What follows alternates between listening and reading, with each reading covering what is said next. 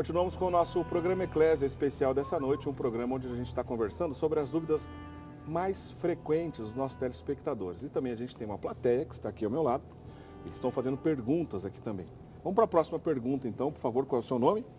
Meu nome é Bruno. Sua pergunta, Bruno. Qual é o olhar da igreja em relação à salvação das pessoas que nunca ouviram falar, por exemplo, de Jesus? Boa pergunta, interessante. Quer dizer, a pessoa vive lá numa tribo, vamos imaginar essa tribo que não tem condição de ter comunicação com o resto do mundo, nasceu, viveu e morreu, nunca ouviu falar de Jesus. E daí, Padre Guido, não tem salvação para ela? Absolutamente. Quem é que está falando que não tem salvação?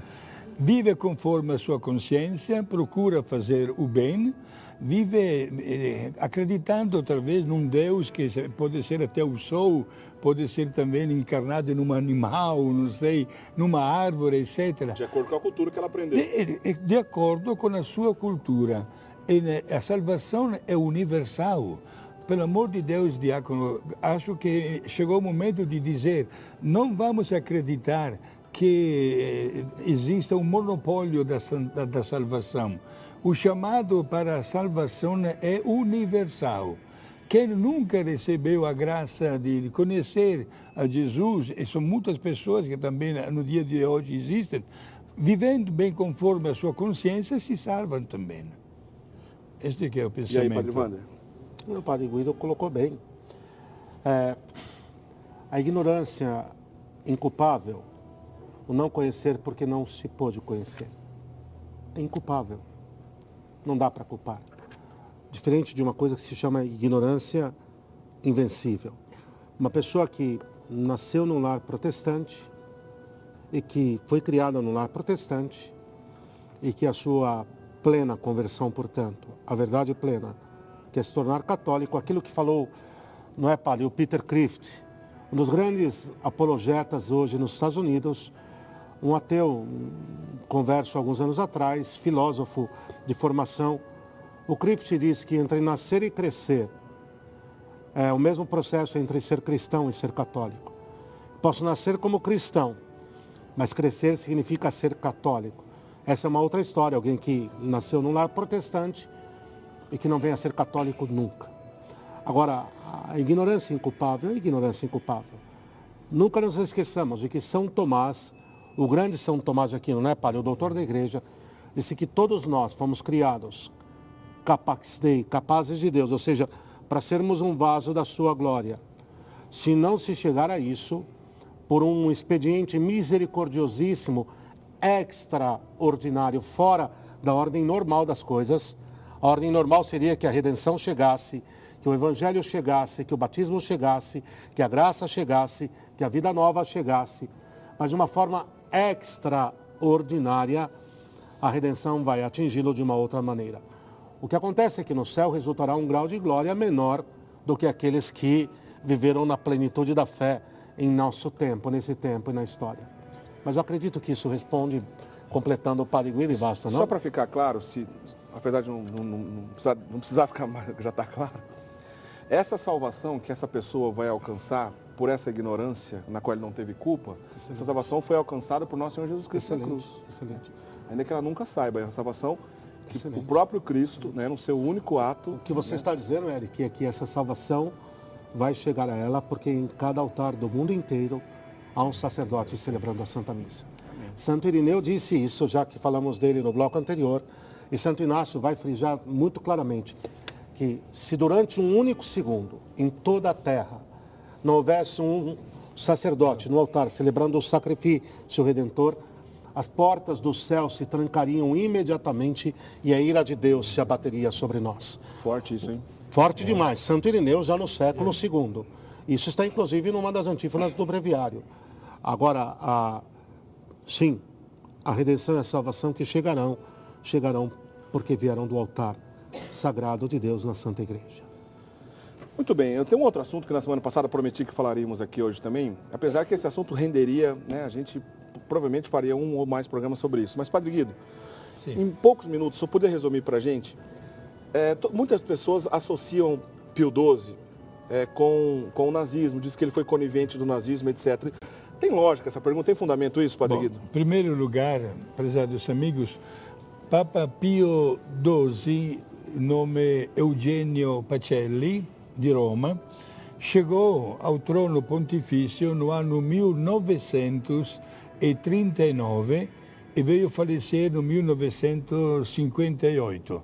Isto é, por 19 anos, experimentou na pele os efeitos da Segunda Grande Guerra Mundial. Certo. Até hoje há pessoas que criticam até de uma maneira muito violenta a ação do Papa Pio XII por ter se omitido de fazer algo a mais que dizem poderia ter feito. Em primeiro lugar, vamos dar uma bela resposta. Na cidade de Roma, são os mesmos judeus de hoje que, conhecendo a história, seriam os primeiros a fazer um monumento ao Papa Pio XII por tudo o que ele fez para ajudar os judeus. Sobretudo durante aquela perseguição, não esqueçamos que no pensamento horrível de Adolf Hitler amadureceu a ideia de acabar com os judeus da Europa, isto é, extirpar 11 milhões de judeus. Acabou matando 6 milhões. Papa Pio XII obrigou em Roma todas as congregações religiosas masculinas e femininas a abrir as portas dos conventos, dos seminários, para hospedar milhares e milhares de famílias judias, dando uma proteção. E diariamente, por conta do Vaticano, chegava o pão para centenas de milhares de pessoas judias que moravam em Roma. E os judeus até hoje lembram este grande benefício que fez o Papa para ajudá-los, né? Agora, é verdade que os meios de comunicação naquela época não eram aqueles de hoje. Tantas coisas aconteciam na Alemanha e as notícias chegavam, mas de uma maneira assim sutil, digamos, né? Ninguém duvidava às vezes da verdade ou talvez era uma coisa exagerada, etc. Entre aspas, o Papa Pio XII, durante a sua, digamos assim, carreira religiosa e eclesiástica, ele foi núncio apostólico e trabalhou também na cidade de Berlim. Dominava, inclusive, fluentemente o alemão, certo? E dizem as vozes, digamos assim, não das melhores, que ele era amigo pessoal de Hitler, quando nós sabemos que a voz do Papa, documentada inclusive através de escritos e assinado pelo Papa, falava muito alto. Quando o Papa percebeu o que estava acontecendo, não poupou energias e nem mediu esforços para que acabasse uma coisa desta. Naturalmente, alguém também das fontes diplomáticas estavam quase que cobrindo o que estava acontecendo. Terminada a guerra, a grande descoberta dos campos de extermínio, nós estivemos lá, né?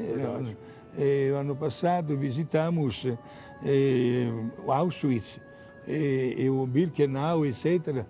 166 campos de extermínio, onde encontraram a morte para 6 milhões de pessoas. E aí vem a acusação contra o Papa e contra a Igreja. Temos que dizer, meus amigos, que temos que respeitar a verdade. Com certeza o Papa amava os judeus, queria o bem de todas as pessoas, usou todos os meios diplomáticos que estavam à sua disposição para evitar o pior. Não conseguiu. Lamentamos que a máquina da guerra foi para frente e acabou criando o que nós depois conhecemos, tristemente falando. Bom, temos que lembrar aquela encíclica de Pio XI, o papado de Pio XI, que foi escrito em alemão, que não é um costume, né? Na qual a tradução mais ou menos lembra com ardente preocupação. Sendo Pio XII o seu núncio apostólico na Alemanha, certamente já na Alemanha, enquanto cardeal, certamente houve essa influência também no trabalho da igreja, nos bastidores, né? Primeiro, denunciar os erros do nazismo e depois, na prática, como o Padre Guido bem lembrou, abrindo as portas dos conventos, até mesmo em Castel Gandolfo, a casa de verão do Papa, acolheu, né, essas pessoas. Para encerrar, Padre Wander, não é exagero, sem pensar em números, não é exagero que devido ao trabalho de Pio XII, milhares de judeus foram salvos. Só lembrar a encíclica de Pio XI, Mit Brennender, né? Sorgen, né? Com constante preocupação. Com constante preocupação. Sim. Bom, Eric, mais do que falar em número, sem exagero, chegou a 1 milhão, mas posso dar 2 dados biográficos e firmam a questão. Quando Pio XII morreu, em 1958, o Estado de Israel já havia sido recriado, 48. Certo. Eu não me lembro agora quem era o primeiro-ministro naquele momento, mas a Golda Meir, mais tarde ela vai ser primeira-ministra. Naquele instante, a lendária Golda Meir, ela era secretária de Estado de Israel. Mais tarde, ela vai se tornar primeira-ministra. E ela escreve um telegrama à Secretaria de Estado do Vaticano, dizendo: Israel chora a morte de um pai. Sim. Está na biografia dela. Qual veículo de comunicação vinculou este fato? Você vê que é a cortina de fumaça, é a desonestidade mesmo. Primeiro, não é, padre? Segundo, ao final da guerra, o grande Albert Einstein, que dispensa a apresentação, Ele é também né? judeu. Judeusaço, ele disse que a única instituição que se levantou em defesa da preservação da verdade e da liberdade de expressão foi a Santa Igreja Católica Apostólica Romana. Alguém por quem ele tinha um enorme desprezo anteriormente, passava, a partir daquele momento, a nutrir uma enorme admiração. Albert Einstein. E não é difícil encontrar outras fontes, então, outros Responde, rabinos, não é? outros judeus importantes que fizeram essa mesma afirmação. Isso não é difícil. Portanto, Lorota, conversa fiada, Pio XII foi um gigante e que nesse aspecto também trabalhou de maneira honesta e justa para salvar essas pessoas. Eric, Israel chora a morte de um pai. Golda Meir. Bonito isso. Bonito. E não duvido, Diácono Eric, Padre Wander, que também Pio XII um dia vai chegar à glória dos altares. Nós estamos aguardando. Sou doido para ir na colonização dele. Nós estamos aguardando, é verdade. Na minha vida já trabalhei em 5 processos, consegui colocar 5 sobre os altares. Pois é, se Deus quiser, se a nossa geração não estiver aqui para ver, a próxima verá, provavelmente. Mais uma pergunta, a gente tem mais alguma pergunta? Quem é o próximo? Você? Fica de pé, por favor. Qual é o seu nome? Fabrício. Da cidade? De Campinas mesmo. Por favor, Fabrício. Bom, a violência urbana, ela é uma realidade que a gente vive, principalmente no Brasil. E nesse cenário, a gente ouve muita opinião a respeito da legítima defesa. E a opinião católica, a visão católica, passa muitas vezes despercebida. Gostaria de saber, dentro da visão católica, o que é a legítima defesa, se é um direito, se é um dever, se existe ou não existe, enfim, elucidar esse tema. Interessante. E aí, existe essa legítima defesa, vamos dizer, do ponto de vista católico? Bom, o 5º mandamento da lei de Deus não deixa dúvida alguma: não matarás. Ninguém tem o direito da propriedade da vida de outrem, nem a própria pessoa. Nem a própria pessoa. O mandamento é íntegro. O original não deixa dúvida, não é, padre? Porque, não me lembro agora se é Lotir Tissá. Não é? Lotir Tissá. Não assassinarás. Sim. Muito bem. Vai pensando aí, padre. Tá. Como que está na forma original. Okay. Bom, o que acontece é que, quando a sua própria vida está sendo ameaçada, é preciso protegê-la. E eu vou dizer uma coisa aqui para pôr mais uma daquelas gotas do tempero que eu trouxe. Ainda tem aqui um resto no vidro. Um pai de família que vê o seu lar atacado e tendo a possibilidade de resistir, não resistir, para mim, é só um banana. Desculpem a expressão. Ok? Para mim é só um banana. Tendo a possibilidade de resistir e não resistisse. Eu vou acompanhar um grande bispo que eu tenho a maior admiração do mundo, fora o meu mesmo. Quer dizer, repelir o agressor é dever de quem está sendo agredido. Repelir o agressor é dever moral de proteção da vida de quem está sendo agredido. De quem está sendo agredido. Portanto, legítima defesa não é só necessária, como é um dever moral. Agora, o que é que modula isso? É preciso ver o tipo de aplicação da força. Aí é toda uma modalidade moral que a força aplicada no bloqueio da agressão que está se recebendo não pode ser maior do que a força dessa agressão. Precisa ser proporcional, Né? isso é claro. Tem que ser claro. A lei da proporcionalidade, né? É o novo catecismo da Igreja Católica que faz exatamente esta explicação, né? Até nisso, eu vou pôr a segunda gota de tempero, guardando todas as proporções, admitida a própria pena de morte. Ah, a própria pena de morte. Tem um anexo dentro da lei de legítima defesa. No estado de guerra, onde não se consegue conservar o status quo mais, e assim por diante, aí se vai longe. Isso toca muito o Fabrício. Isso. Fabrício, a sua pergunta é excepcional, porque toca principalmente, por exemplo, na questão da lei do desarmamento, o que, por essência, ela é absurda e antinatural. Aqui não se toca nem na revelação.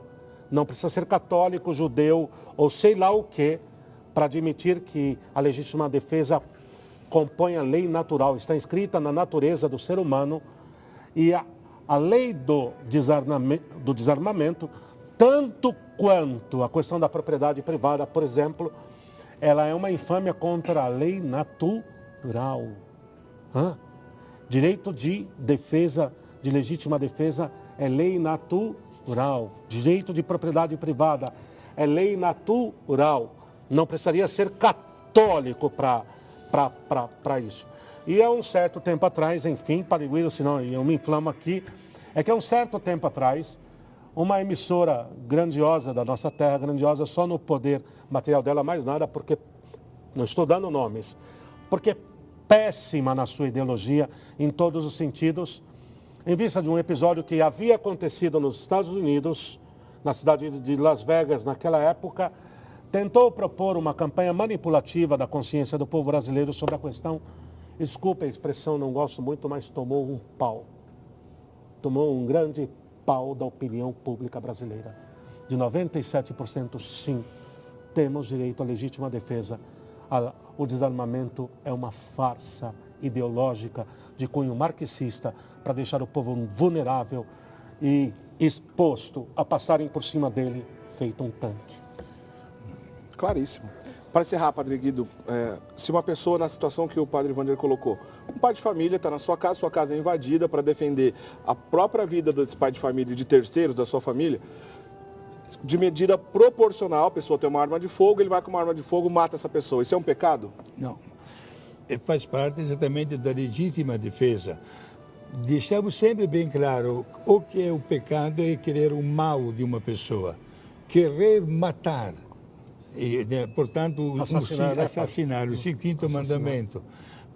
Aí não existe a vontade de matar, existe a legítima defesa pessoal, a própria vida. De preservar a própria vida, portanto, é aceito. Na minha paróquia, viria comungar comigo com toda a paz do seu coração. Eu o abraçaria e diria, parabéns por ter protegido e salvo a sua família. E em toda a igreja é assim, deve ser assim, em toda a igreja é assim, o senhor tem razão. A gente vai para o intervalo, daqui a pouquinho a gente já tem... O nosso programa já está acabando, só tem mais um bloco, sai daí a gente volta já já.